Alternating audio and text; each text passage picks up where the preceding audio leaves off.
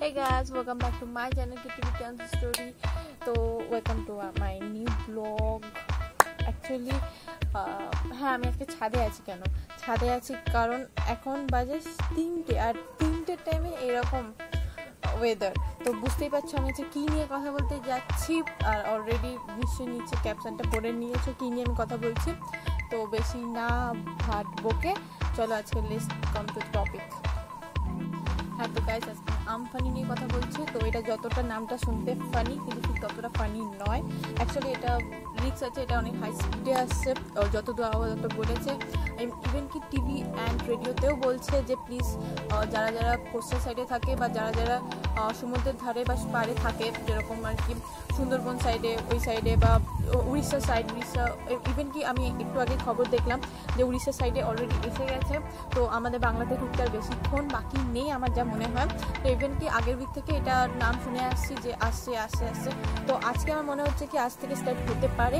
Weather এখন 3টে বাজে আর এই টাইমে এরকম ওয়েদার, আর সকাল থেকে আজকে বেশ ওয়েদারটা ভালো ভালো ছিল।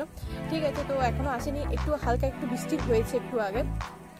তো যেটা বলার ছিল সেটা হচ্ছে প্লিজ কেউ ফটোগ্রাফি করতে গিয়ে ছাদে গিয়ে আপনি প্লিজ দাঁড়াবেন না, কারণ এই ঝড়ের টাইমে অন্তত, কারণ ঝড় আপনাকে অন্তত ফটোগ্রাফি করার সুযোগ করে দেবে না। আপনি যদি বেঁচে থাকেন তাহলে আবার আপনি ফটোগ্রাফি করতে পারবেন।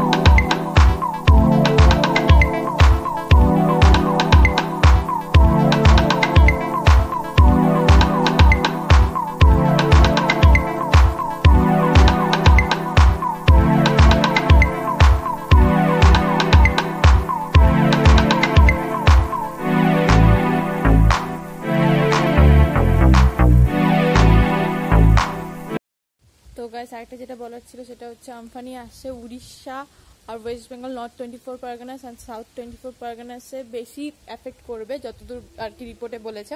তো প্লিজ যারা ওয়েস্ট বেঙ্গল থাকে, যারা উড়িষ্যাতে থাকে, তারা সেফ থাকবেন। তো গাইস পুরো ভিডিওটা দেখতে থাকুন। Thanks for watching. লাইক আর যদি ভালো লেগে থাকে তাহলে লাইক শেয়ার অ্যান্ড সাবস্ক্রাইব করে দেবেন। Thank you.